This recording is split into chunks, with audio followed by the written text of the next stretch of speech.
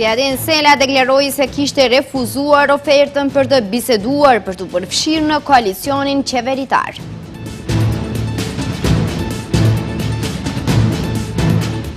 Qeveria do të jap 10.000 euro mjete të pakthyeshme për të rinjtë e papunësuar të moshës deri në 29 vjeç.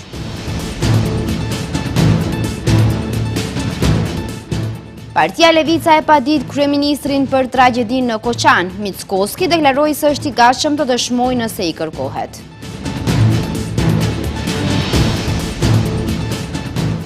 Pas Bllacës, edhe në Yazhinc hapet pike përbashkët kufitare ndërmjet Kosovës dhe Maqedonisë së Veriut.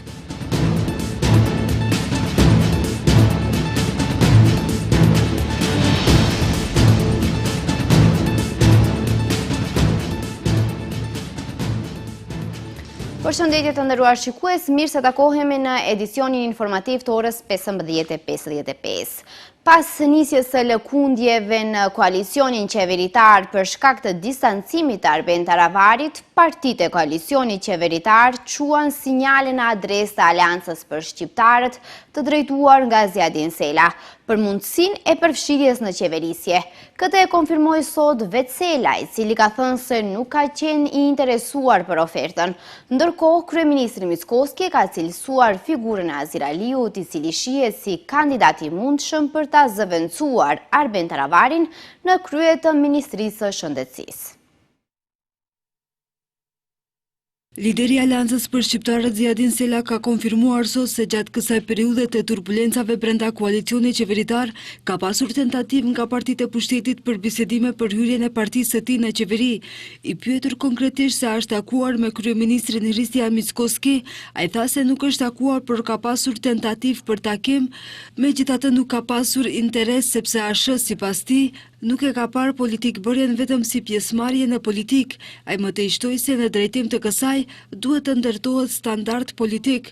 Të tjerët janë brenda aleancës që erdhën vonë në aleancë, të cilët e shohin Aleancën për Shqiptarët si një mjet për ta prish dhe për të mbush xhepat e tyre.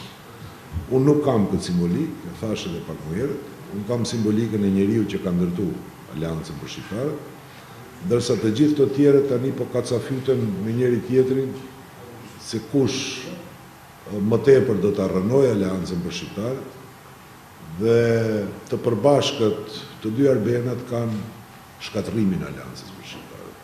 Ndërsa unë bashkë me aktivistët tjerë të Aleancës, ne do e rindërtojmë dhe do e rikthejmë ashtu siç ishte. Ndërkohë, 2 javë pas dorëheqjes së Arben Taravarit nga pozita e ministrit të Shëndetësisë, qeveria ende zyrtarisht nuk ka propozuar kandidat të ri që do të vinë në këtë post, por edhe në funksionet e tjera publike që mbeten të zbrasta pas dorëheqjes së kuadrove të Taravarit. Sipas ardhës i mundshëm i Taravarit, ditëve të fundit ka qarkulluar emri Azir Aliut, ish ministrit të shoqërisë informatike. Mickoski ka komentuar sot këtë propozim, duke thënë se nuk e sheh si pengesë faktin që Aliu është me profesion informaticient, ndërsa është propozuar për të udhëhequr me dikasterin e shëndetësisë. Po, unë e kam marrë edhe zyrtarisht atë propozim. Këtë ditë do t'u adresoj deputetëve në kuvent. Me zotrin Aliun njihemi, kështu që mendoj se do të kemi bashkëpunim të mirë në kuadrët e qeverisë. Aleanca për Shqiptarët krau i Taravarit vendosi të dalë nga qeveria pas përçarjeve që ndodhen në koalicionin Vlen për shkak të mosmarrëveshjeve rreth kandidatëve për zgjedhjet e ardhshme lokale. Pas këtyre zhvillimeve, Taravari u akuzua nga koalicioni Vlen, por edhe nga Mickoski se synon bashkëpunimin me BDI-n. Qeveria e ka emëruar ish deputetin Salim Sulejmani, i cili dha dorëheqje pasi krahu i Aleancës së Taravarit doli nga qeveria si të dërguar special të vendit për vendet arabe. Taravari thot se informacionet e tyre për pazare nate kanë dalë të sakta. Sipas tij, ky emërim është një nënçmim i drejtë për drejtë. Qeveria e ka emëruar ish-deputetin Salim Sulejmani, i cili dha dorëheqje pasi krahu i Aleancës së Taravarit doli nga qeveria, si të dërguar special të vendit për vendet arabe. Të emërohet Salim Sulejmani si i dërguar special i qeverisë së Republikës së Maqedonisë së Veriut për vendet e Gjirit Persik, thuhet në vendimin e qeverisë. Pas këtij emërimi ka reaguar Arben Taravari, duke thënë se informacionet e tyre për pazare nate, shantazhe dhe transfere interesi dolën të rësisht të sakta. Mengut, në seancën e fundit të qeverisë së VMRO të Pëmënese dhe Vlenit, ish-deputeti Salim Sulejmani u emërua si dërguari special në Arabinë Saudite dhe jo si ambasadori plotfuqishëm, siç ishte pritur nga ai dhe mbështetësit e tij. Sipas tij, ky emërim është një nënshmimi drejt për drejt, i cili vetëm se e konfirmon natyrën e pazarit të ulët politik, në këmbim të dorëzimit të mandatit të deputetit. Taravari në reagimin e tij thotë se edhe një tjetër skenari paralajmëruar nga ata po bëhet realitet, dhe ai është se Azir Aliu po emërohet ministër i shëndetësisë. Një tjetër post personale që blen heshtja dhe tradhti ndaj vullnetit të qytetarëve shqiptar. Këto emërime, së bashku me zhvillimet që priten në ditët në vijim, janë dëshmi e qartë se grupi Arben Fetajt është instrument qeveritar i joshur me privilegje dhe koltuk, i cili ka vetëm një mision, të dëmtojë Aleancën për shqiptarët dhe të trajtojë interesin qytetar shqiptar. Taravari në reagimin e tij thotë se fytyra e vërtetë e komplotistëve të mbështetur nga qeveria po del në shesh. Derisa Vlen dhe krahu i komplotistëve të ASH-s po qëndrojnë në një qeveri antishqiptare, ne, Aleanca për Shqiptarët, qëndrojmë me qytetarin shqiptar, i cili po e braktis këtë kast pa legjitimitet dhe pa përkrahje popullore. Thuhet në reagim, kushtohet se ata nuk bëjnë pazare me të ardhmen e shqiptarëve. Qeveria do të japë 10.000 euro mjete të pakthyeshme për të rinjtë e papunësuar të moshës deri në 29 vjeç. Kjo është njëra ndër masat e qeverisë, pjesë e planit operativ që e prezantoi kryeministri, i cili ka për qëllim, siç tha, uljen e papunësisë. Të rinjtë e papunësuar të moshës deri në 29 vjeç që duan të hapin biznesin e tyre do të marrin nga qeveria 10.000 euro, mjete të pakthyeshme. Kjo është njëra ndër masat e qeverisë, pjesë e planit operativ që e prezantoi kryeministri, i cili ka për qëllim, siç tha, uljen e papunësisë. Ai njoftoi se qeveria ka ndarë 40 milion euro për punësimin e 16.000 personave. Sipas tij, pritjet janë që rreth 65% të jenë të rinj deri në moshën 29 vjeç. Mickoski prej që shkalla e papunësisë të ulet deri në 9%. Projektot za praktikantstvo. Në 3 mujorën e tretë dhe të katërt, numri të punësuarve është rritur afër 10.000 dhe ky numër kalon mbi 700.000 për herë të parë pas një kohe të gjatë dhe numri i të papunësuarve është nën 100.000, gjithsesi rreth 98.000. Tash do të shohim se si do të jetë në 3 mujorin e parë të këtij viti, edhe pse pres që deri në fund të vitit, ndoshta shumë optimiste, por pres që shkalla e papunësisë të jetë në 9%. Ministri i Ekonomisë Besar Durmishi sqaron se parakusht themelor për përfshirjen në ndonjërin prej masave është që personat e papunë të jenë të evidentuar si kërkues aktiv të punës në qendrat e punësimit, ndërsa shtoi se masa për mbështetje për vetpunësim si vjet është zgjeruar në 2 nënmasa të reja. Masa mbështetje për vetpunësim e cila ka të bëjë me personat e papunë me minimum arsim fillor për të filluar biznesin e tyre, shuma e mbështetjes financiare është 7.000 euro, mjetet të pakthyeshme për fillimin e biznesit, që është 1.000 euro më shumë në krahasim me vitin paraprak. Risia aktiviti është se nën masa mbështetje për vetpunësimin e të rinjve të papunë deri në moshën 29 vjeç, me që ras shuma e mbështetjes financiare arrin 10.000 euro mjetet të pakthyeshme për themelimin e biznesit. Sipas planit operativ të qeverisë për vitin 2025 është parapar punësimi gjithsej 16.057 të papunëve. Për përballje me zjarret potencojnë se do të punësohen 400 zjarfikës, të cilët do të vendosen në funksion të komunave dhe 600 punësime shtesë për punë publike dhe projekte komunale për infrastrukturë dhe ruajtjen e ambientit jetësor. Prokuroria i ka zgjeruar hetimet për tragjedinë e Koçanit. I dyshuari i 68 është pronari i objektit ku ndodhi zjarri, pasi ai dyshohet si bashkëpunëtor për krime të rënda kundër sigurisë publike. Sipas njoftimit të prokurorisë, pronari i objektit i ka ndihmuar pronarit të diskotekës që objektin ta shndrojë në diskotekë pa asnjë leje adekuate. I dyshuari më i ri rastit të Koçanit është edhe pronari i objektit, në të cilin humbën jetën 59 persona dhe rreth 200 u lënduan, kryesisht të rinj, ndërsa dhe 3 të tjerë vdiqën në spital për shkak të lëndimeve. Prokuroria Themelore Publike ka bërë me dije se ka zgjeruar hetimet për tragjedinë e Koçanit dhe ka njoftuar se pronari i objektit është përfshirë në hetime sepse ai gjithashtu dyshohet si bashkëpunëtor për krime të rënda kundër sigurisë publike.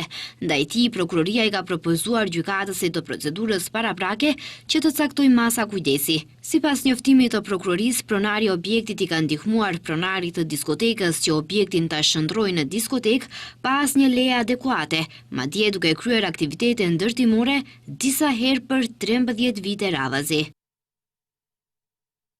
I dyshuari, si pronari i objektit, ja ka dhënë atë me qira njërit prej të dyshuarve të mëparshëm, pa bërë kërkesë dhe pa marrë miratim nga organi kompetent për shëndrimin e objektit, së bashku dhe me marrëveshje të pronarit jo formal të dyshuar të subjektit juridik, ai në data të ndryshme edhe në disa raste gjatë periudhës nga viti 2012 deri në mars të vitit 2025 kanë ndërmarrë aktivitete ndërtuese. Kështu pronari ka marrë pjesë në shëndrimin e objektit në mënyrë të paligjshme nga qëllimi G3, shërbime dhe infrastrukturë trafiku në qëllimin B3, njësi të mëdha hoteliere dhe ka mundësuar funksionimin e paligjshëm të një aktiviteti hotelierik diskotek, kabare në objekt.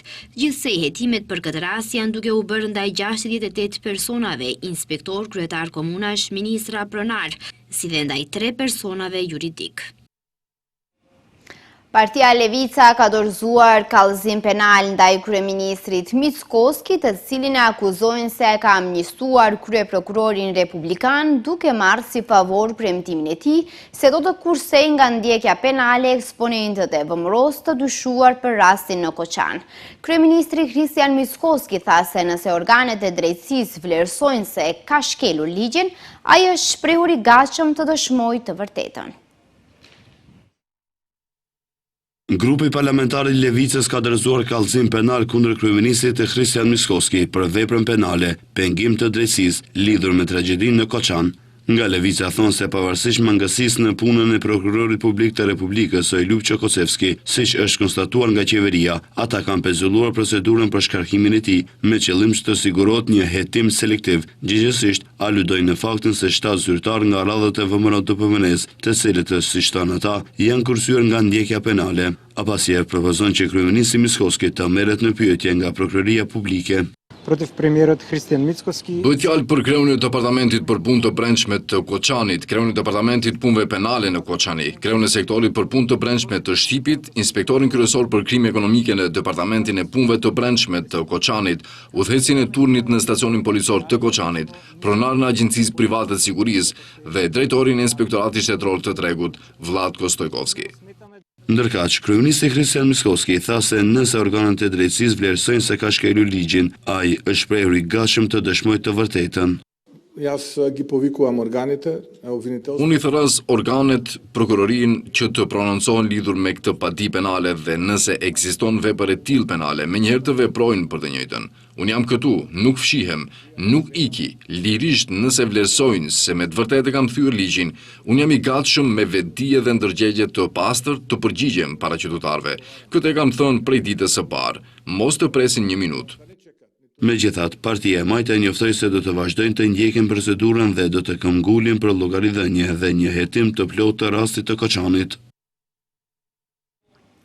Zëvendës kryeministri Izet Megjidi, i shoqëruar nga ministri i Brendshëm Panço Toshkovski dhe një pjesë e kabinetit qeveritar së bashku me Xhelal Sfeqlën, përruan pikën e përbashkët kufitare mes Jashincës dhe Globoqicës. Megjidi tha se me këtë hap afrohet Tetova me Prishtinën dhe qytetet tjera, njëjtë siç muaj më parë përmes të njëjtit sistem u afruan Shkupi me Prishtinën. Megjidi tha se ky mekanizëm zhduk pritjet e gjata. Ministri Sfeqla nga ana tjetër këtë hap e cilsoi sukses të madh, duke shtuar se vjen si rezultati bashkëpunimit të shkëlqyeshëm mes dy qeverive dhe ministrive. E i pari MPB-s Toshkovski tha se One Stop Shopi në Jashincë vjen pas suksesit me Bllacën. Tha se me këtë pikë përmbyllen me sukses heqjen e barrierave dhe lehtësimin e qarkullimit për qytetarët dhe mallrat.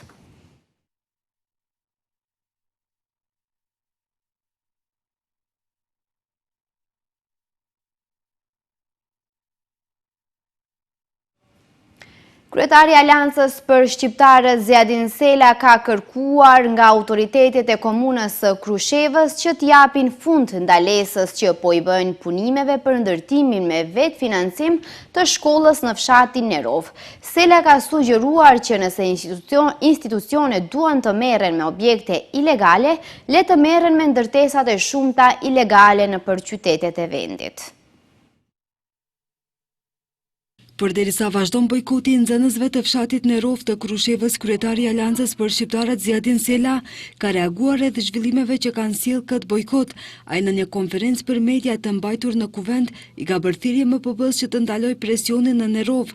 Ai ka sugjeruar që nëse institucionet duan të merren me objektet ilegale, le të merren me ndërtesat e shumta ilegale nëpër qytetet e vendit. Objekt pa leje për mua nuk është një shkollë. Shkolla është interes publik. Shkolla është interes i gjithë qytetarëve. Shkolla është vendi në të cilën ndërtohet jetë dhe ardhmëri. Objekte pa leje dhe të paligjshme janë ato të cilët uzurpojnë prana publike, ato të cilët uzurpojnë rrugë, ato të cilët vështirësojnë përditshmërinë e qytetarëve, ato të cilët krijojnë të fortit brenda komunave dhe qyteteve, dhe të cilët pastaj bashkjetojnë në farforme me institucionet të shtetit dhe me këta, kjo është forma se si bëhet kapja e shtetit. Sela po ashtu i bëri thirrje Ministrisë së Arsimit dhe Komunës së Krushevës që urgjentisht të marrin të gjitha masat dhe sa më shpejt të rregullohet dokumentacioni i kësaj shkolle dhe jo të ndalohen punimet në këtë shkollë. Kujtojmë se në mungesë të kushteve për mësim në shkollën e vjetër, banorët e fshatit Nerov në vitin 2024 filluan me vetë iniciativë dhe me kontributin e tyre ndërtimin e një objekti shkollor për 140 nxënësit shqiptar nga ky fshat. Megjithatë, së fundmi, Inspektorati Ndërtimor i Komunës së Krushevës ka vendosur ndalesë për vazhdimin e punimeve në objektin e ri të shkollës së Nerovës.